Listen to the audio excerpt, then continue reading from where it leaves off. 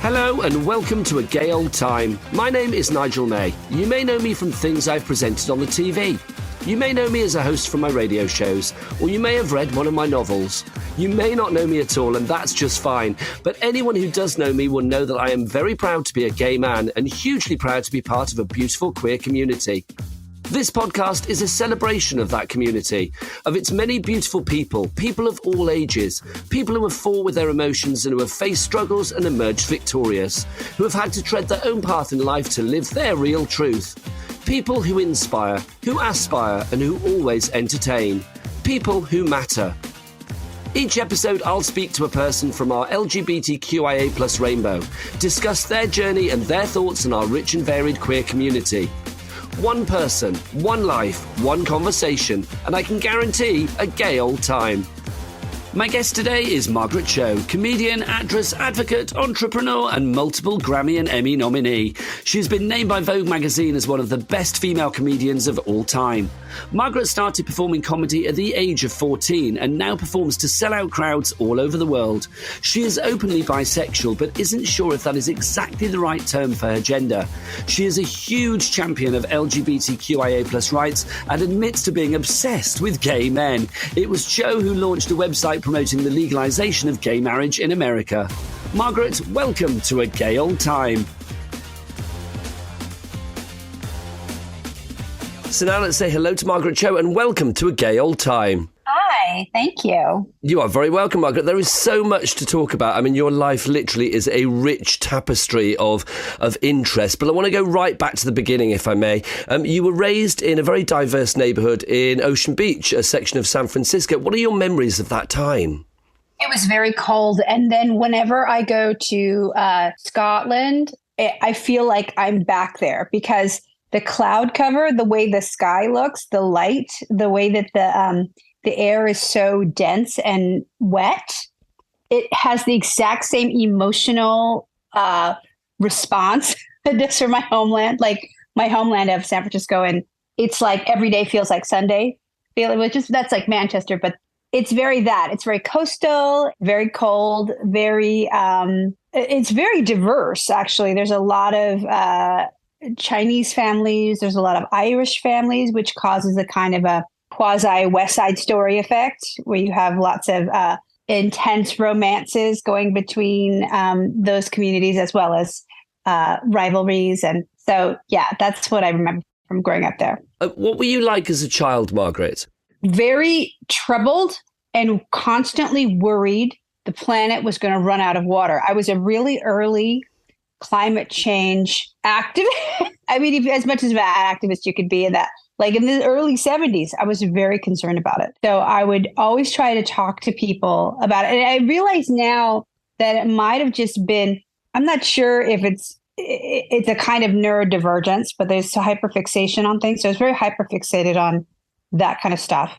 And so it's a very odd, uncomfortable child. What were you like at school? I mean, did you have childhood heroes, like a favourite teacher? Were you a good student? I was a pretty good student up until I discovered alcohol and drugs, which would have been around 14. But until then, I was a really, actually very devoted student. I really enjoyed it, actually. Like I found it really engaging, and I found it really inspiring. And I had a couple of teachers who were incredibly encouraging. One teacher in particular, he was a very interesting man. He was a Southern man. He looked like, whenever I see Zac Efron in The Iron Claw, the previews, he had that sort of Prince Valiant haircut and big buff body. But he'd wear like these leather jackets, and he was straight acting gay. Like he was sort of like a rough trade, like, but you wouldn't have known it at that time. Like, no, his private life was really from everyone. And, but he was a gay man, and he was, this is in San Francisco, and he was really encouraging about my writing. And he would always say that I was going to be famous because of my writing. And I would write these creative writing things and turn them in, and he would fill the margins with praise. And he ended up getting murdered by a trick. This was in the very early 80s. And so he was murdered by some young man who had come home with him who was having a crystal meth episode, or this was probably crank. This is early 80s. And so he was murdered. And I remember coming to school, going to that class, and all of the terrible boys in my class making fun of the fact that we had a substitute teacher because our teacher had been murdered because he was gay, and just talking about it in such horrifying terms. And I remember that was actually the last day I went to school, because I was just like, this is not the environment that I want to be in. And I remember that so clearly, being so disgusted by the casual homophobia of these children about this man who I loved, who was really instrumental in my coming to understand language and coming to appreciate language and understanding that I had an ability in language. And so it was a really painful awakening to the horrors of homophobia, which I'm no stranger to. You know, it's a big part of my existence, witnessing homophobia in its different aspects, incarnations. And this was one of the most dire. When was your first perception of sexuality, like sexuality around you, but also your own sexuality? Early on, like, you know, in the 70s and the 80s, we were really we didn't have like the helicopter parents idea. Like, we didn't have, and my parents were really at work all the time. So there was not a sense of a danger or stranger danger or anything. So I was really like very free range. A lot of the kids around me, we were really free range. And so we would always see, I remember one time this man drove up next to a group of girls and he got out of the car. He was completely naked and he started doing jumping jacks, and this penis like flipping up and down. And it was so shocking. And that feeling of danger, but also the surreal comedy of what is even happening. So that kind of thing was so constant. So the first inkling of sexuality that I had was a real surreal danger of older men acting out in really inappropriate ways around children that was a part of being a child. And it was really, I think, one of the reasons why when my parents were taking me, you know, they owned a gay bookstore. They bought the gay bookstore in 1978. And so it kind of put me in that environment of being around all gay men all the time. That was the one place I was totally safe. It was the one place where I did not encounter any danger, any surreal danger, any danger whatsoever, because the sexuality that existed didn't have anything to do with children, didn't have anything to do with something that I would see and be afraid of, you know, and it was a really important way for me to grow up feeling safe, feeling heard, and feeling like I could just be myself and be okay. And so I think that was really one of the most important things about my upbringing, is that I was really allowed to be a child for a long time. And again, I think within the gay community, my childhood persona is still encouraged. I think we do retain a bit of the eternal child, which is a really youthful thing. I love that. What were your first experiences of dating? I had a lot of different kinds of relationships when I was young, like very intense relationships with girls that were not sexual, but really like quasi-romantic. And I realized like must be something else going on, because I was feeling so intensely for these girls, and they sort of didn't really understand like why I would just be in tears over the smallest things and kind of hysterical about it. And then with boys, there was a lot of just kind of fumbling and weird, you know, those weird sort of like group dates that you go on and everybody's really uncomfortable. And so I didn't really sort of have like dates per se until I was probably 16. And then I was a little bit in stand-up comedy and a little bit out of school. And so I was very into that, like going out on dates with boys. I had a couple of boyfriends. They're not that memorable to me. I think it was always the girls who would that weren't even my girlfriends, but I would just be so upset over things like that would happen. And it clued me in that there was more happening under the surface. And I don't know. I mean, I think I always had these intense feelings for girls, but I wasn't really able to sort of name it until I was probably like 17.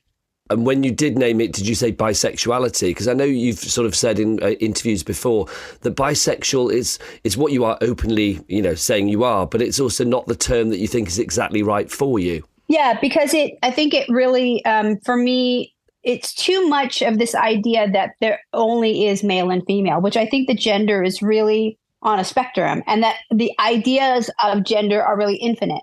You can identify in so many ways that to say bisexual is really, it's wrong, because it's like they're saying there's only two genders. So I think it's really wrong, but it's the one term that I guess I've used. I also have heard it described as I'm attracted to my gender and another gender. So that's another way to look at it too, which I think is probably better. I think we have our own gender here, chosexual. I love it. You can have that on me. So you said about started dating, and about sort of 16 is when you started with your stand-up comedy as well. Obviously, you mentioned before as well, that was when you kind of got into sort of drugs and alcohol and things like that. Was that like a rebelling against, the people around you? What was your sort of frame of mind or state of mind at that point? I think drugs and alcohol was actually, it's way more than rebellion. It's more like relief. When you grow up, I do think that I have like a lot of different things like depression and anxiety, and I'm always looking for relief. Even in my hyperfixation as a child on things like climate change or whatever, that in a sense was hyperfixating on a topic or a subject in order to get some kind of relief.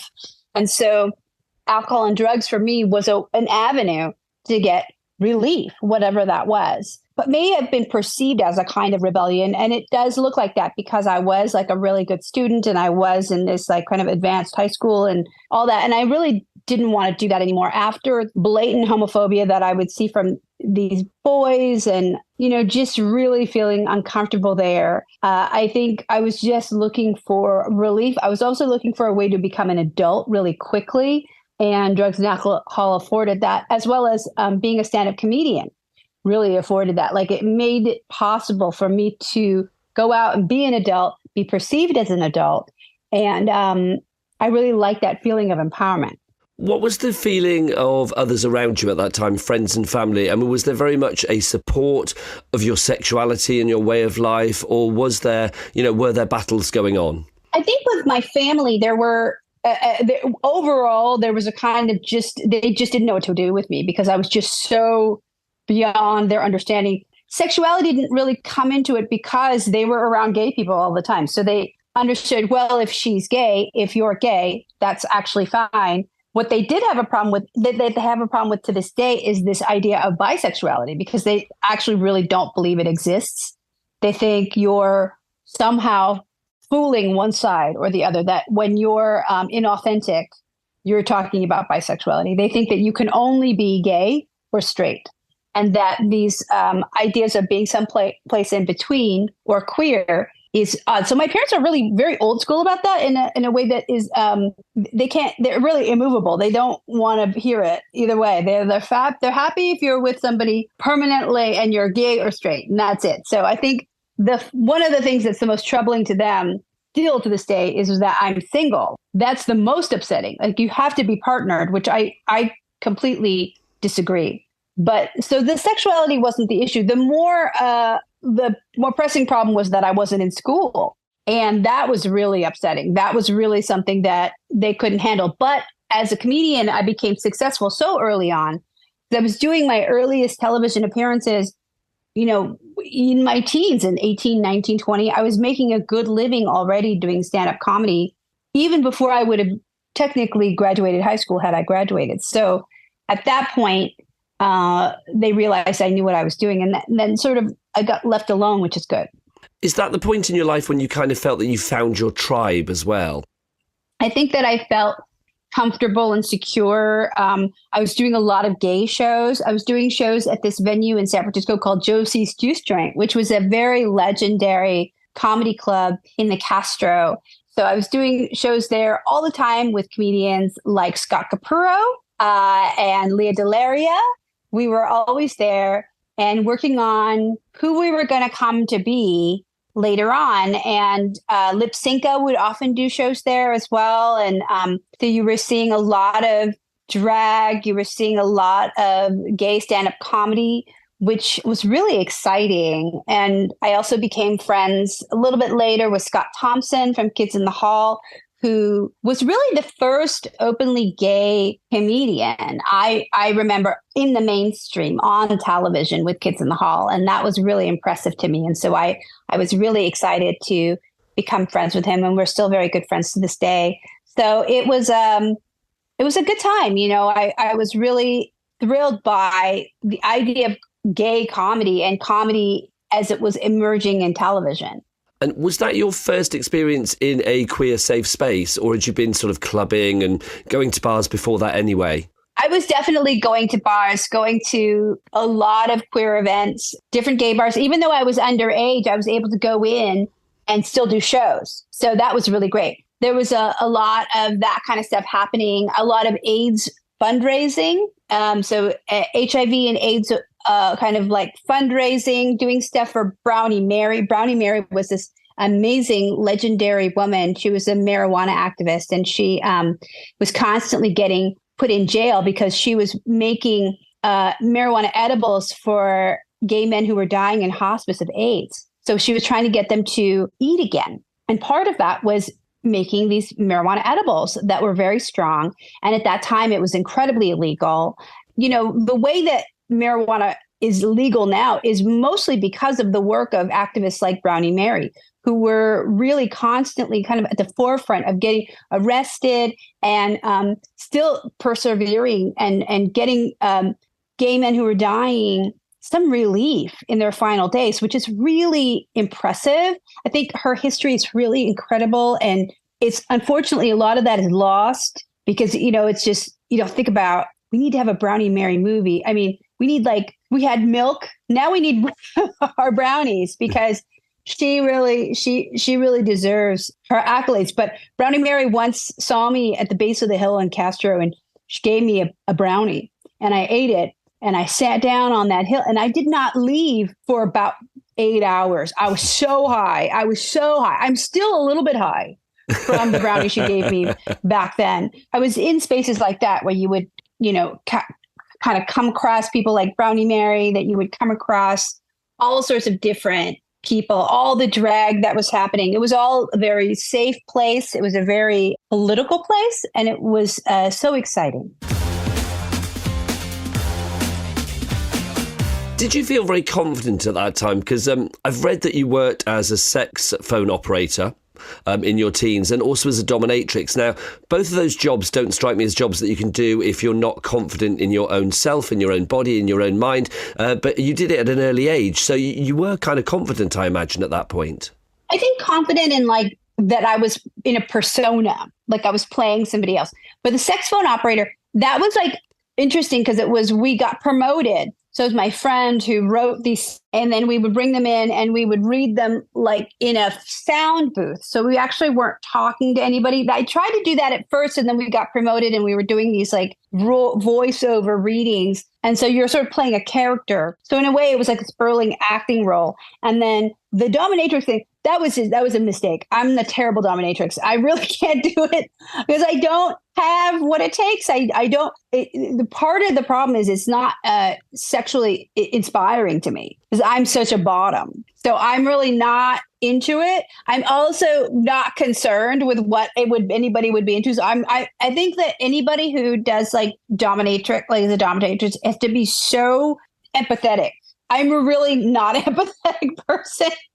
So because they have to know what something, understand or like what somebody is going to feel or be concerned with their feelings. So I think I don't have that. So I was a very bad dominatrix. I tried to assist on a couple of sessions, and I was terrible at it. There was one man who wanted a pie in the face. Then you would sort of go deeper and realize, he wants you to shit on him. And that I couldn't do, but I was just well, why don't you just go to the shit? Why are we going through all of these charades to get to the shit? Just open with shit. So he was very frustrating to me. Yeah, I think a dominatrix, I know a lot of professional doms, and I just have so much respect for them because they're therapist, they're healer, all of these different things wrapped up in this idea of to me, it's not even sex work. It's it's so beyond. It's like shaman is probably closer to what it is. Did you have any regular clients? And did you have any clients that came back maybe later on when you were a successful comedian say, hey, remember me? I'm the pie man. No. I don't know if I would look forward to that, but I haven't seen anybody. I didn't do it. I only did it a couple of times. I didn't have any regulars, and I didn't have any sense of that this was going to be a profession. And I've been around the world. I hosted the Folsom Street Fair not long ago, and I'm always on the outskirts of the world of it. I love the world of BDSM. I'm not on the top side, although I've tried to look to becoming a service top and do suspension bondage, which is very advanced. And so my friend Midori, I've taken her classes and tried to get better of that. Also, I'm not good at engineering. So those are things that I'm not great at. So I'm still learning. So it's a work in progress on that front. That's right. Let's talk about auditioning and then being accepted for the San Francisco School of the Arts. That must have been a moment for you, a moment of acceptance, a moment of success, and a moment of, I don't know, almost like opening a Pandora's box of what could be. Yes, that was really great, but also a school that I didn't finish, but it was a great school to go to, and was what introduced me to doing stand-up comedy in nightclubs. I had a teacher who would sign us up for these comedy nights at very big like comedy clubs, and she was really encouraging, which I can't believe she was taking that initiative, but I'm really grateful to her for doing that. So my first experiences within comedy clubs was because of that, which is really great. Did you ever have any moments of crisis, either with your career or your sexuality, when you suddenly thought, no, I've taken the wrong path? Because it seems to me when you read about your life, Margaret, it always seems to be somebody that's been very, not determined, but very sort of sure about the direction that they wanted to take in life. Or have there been moments of crisis? I think there's always moments of crisis. I mean, I have them still. I'm like, what am I doing? What am I doing? I really love my career as a comedian. It's the one thing that I've always been sure of. Like, I know that's what I'm supposed to do, and it's a big part of my social life. That's not really where I feel like, oh, it's gone wrong. It's more like with sexuality, it's more like, what am I doing? Like, this is like, so I'm really adventurous, and then I'll do things that I just don't feel any sense of eroticism towards. And then I'm like, what am I doing this? Like, that happens if you go into like the kink communities. There are people that have really weird kinks, and I like the people, but then I try to participate in the kinks, and I'm like, what is this even? Like, there was a man who wanted to set my leg on fire, so he would put hand sanitizer and then light it, and then it would just blow. Like, I didn't feel the heat of it or anything. It was more like this trick, and I'm like, how is that sexual? Like, I don't know how any of that is sexual. Like, I don't get it. Some things I don't get. And that's where I question. I'm like, what am I doing? That has happened a number of times. But I love the fact that you don't question it for other people, though. I mean, I think that's so refreshing. If everybody in the world was like Margaret Cho in that respect, then the world would be a much better place. Thank you. I agree. No, I don't question them liking it. I mean, I appreciate, that's why I want to participate. Like, maybe I'll discover something in there that if I can see it from your perspective, maybe I can engage. I've never quite figured it out. Whether that's pony play, I don't get it. Are there any kinks that you have tried and you did love and you were surprised that you loved? Yes, the TENS unit. I love the TENS unit. Really didn't think I was going to like it, but something about electroplay really does it for me. And I didn't realize it's not pain. It's more just like manipulating electricity in a very low wattage, whatever, low frequencies to get your nerves to sort of work more quickly. That's great. And I didn't realize that was going to be a thing for me. So I'm a big TENS unit person, not so much the violet wand. I don't love the violet wand, but I love the TENS unit. And I actually have a number of them and I use them. I love them. And how easy do you find, I mean, when you do meet a partner or you go into a relationship or hook up or whatever, to bring that up? I mean, is it there from, the moment you walk in, right, I like this, I like this, I like this? Or do you treat dating and potential partners as a voyage of discovery and let them discover? Or do you lay it all out? Oh, I lay it all out. Like, I show people like, oh, well, we can do this and this is what I like. And then, they can show me what they like. And in that way, I think it's really, as I get older, that's my manner of introduction.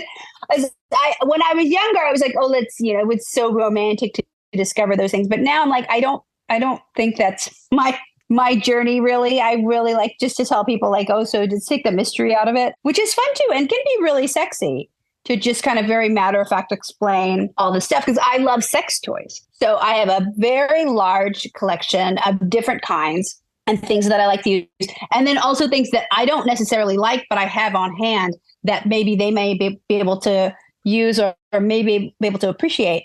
So that's for me, the fun part is like the toy box and all the things that are in it and the explanations and everything's got a story. And I love that. Do you get to take the toy box on tour? Because, I mean, you are constantly on tour around the world. You're celebrating, obviously, at the moment, 40 years of doing stand-up comedy, which is just brilliant with your fabulous Live and Livid tour. Does the toolbox get taken on tour with you from place to place? No. Sometimes different elements of it. Maybe like I have a couple of beautiful Bethany Vernon jewels. There's like one thing that's like, it looks like a brass knuckles, but you turn it inside and it's for hand jobs and it's made out of like pearls and it's really incredible. So that one may get a spin somewhere because it's jewelry. I love that. Like I have a couple of things that are jewelry that are like vibrators, which I think are really great. But in general, the toy box, the now is sort of like toy closet is at home. Certainly nothing like that gets taken on the road, but just maybe the little pieces. I love it. It's like having favourite children. You have favourite tools that you take on the road with you. That's right. Yeah, you bring it along. And then, for me, it's just a fun thing to have and it's a fun thing to show off. Do you find that people ever get intimidated by your sexuality, intimidated by your strength and confidence? I don't know, maybe. I don't know. Like, I think in general, as I get older, it's less of a sort of a thing that I've had to kind of deal with. Or I'm also a lot more selective about people that I'm engaging with and a lot more open about that, I've got to ask you as well. I mean, you are such an icon to the queer community, and it feels for me. I mean, I'm a similar age to you, born in 1968. So it feels to me that Margaret Cho has always been there as like a shining light. You've had so many beautiful moments in your life, I imagine. But is there one rainbow-flavoured, proud moment that you look back on and think, yeah, that was particularly good? I love doing it's like the big queer March on Washington. That was like an incredible gay pride in Sydney, the Mardi Gras. It's like so incredible. I did that with Cyndi Lauper. And any of the things that I've got to do with Cyndi Lauper have been really phenomenal. Touring with her, I think it was like in 2005 and 6 and different capacities for the True Colors tour, which was her big queer festival. It was like a summer concert, the big festival that had Joan Jett and it had Debbie Harry and it had all of these incredible people like Erasure was there, Indigo Girls were there sometimes doing that with the Dresden Dolls. And I shared a bus with the Dresden Dolls. And so we were just in this sort of really magical tour going everywhere together and just so exciting.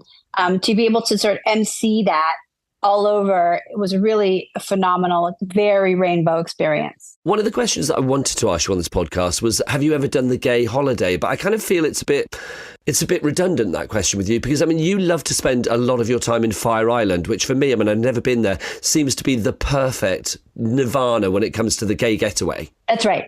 Well, it's paradise. To me, I split it between Fire Island and Provincetown. I've been going to Provincetown since 1986. Provincetown is really the place, and Fire Island too. I've been going to Fire Island a little later from 2008. So both places a long time and spent many summers in both places. And it's so great. But Provincetown is exciting because I'm really good friends with a lot of the drag queens who do like summer long shows there. And then at the end of the night, everybody gets out of drag and we go bike riding in the cemetery, which is so fun to go with like a bunch of drag queens out of drag. Now we're going to go fly on our little bicycles all through the cemetery and tell ghost stories. And to me, that's the best part of summer. Oh, I want your life right now.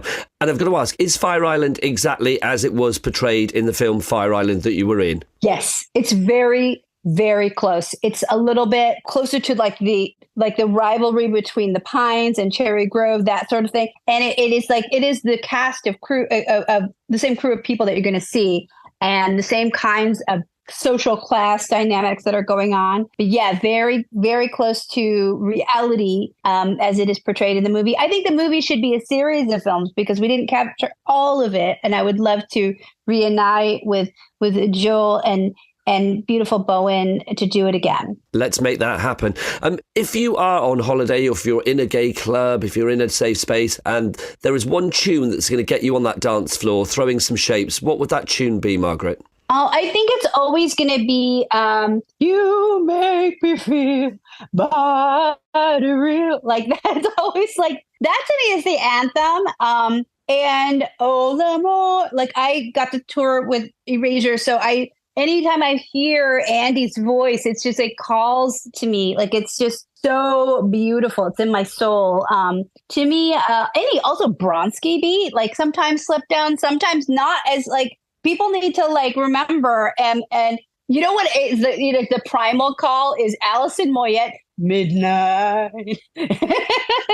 Gorgeous tunes, all of those. It's so beautiful. So anything, Alison Moyet, anything like that, I love it. Okay, final question. You can have the perfect LGBTQ plus dinner date.